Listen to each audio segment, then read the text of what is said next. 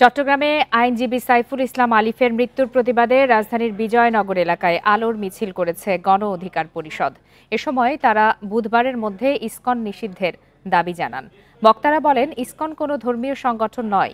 শেখ হাসিনা ভারতে বসে ইসকনের মাধ্যমে বাংলাদেশে বিশৃঙ্খলা তৈরির চেষ্টা করছেন।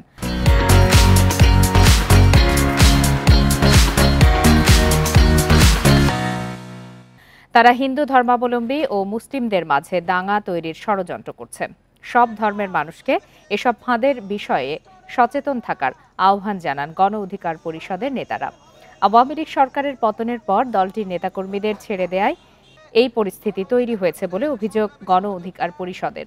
এদিকে বর্তমান সরকারে থাকা আওয়ামী লীগের দোসরদের 15 ডিসেম্বরের মধ্যে অপসারণের দাবিও জানান তারা।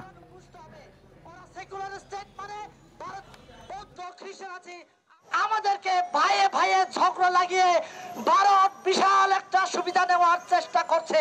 আওয়ামী সন্ত্রাসীকে গ্রেপ্তার করে তারা জেলখানায় রাখতেন, তাহলে এই ষড়যন্ত্রের মুখোমুখি হতো না। অগ্রগতি ইসকনকে আগামী 24 ঘন্টার মধ্যে নিষিদ্ধ ঘোষণা করতে হবে। ভারতীয় আগ্রাসনকারীদের সাথে এবং আওয়ামী চক্রান্তকারীদের সাথে যে কোনো ধর্মের লোক রাস্তায় নামবেন, 10 বার চিন্তা করবেন আপনি কি করছেন। সব বাংলাদেশি নাগরিক দেশপ্রেমিক হন, আপনার দেশকে পাহারা দিন, সজাগ থাকুন, অন্যথায় আপনার স্থান অন্য জায়গায় আপনি খুঁজে নিন।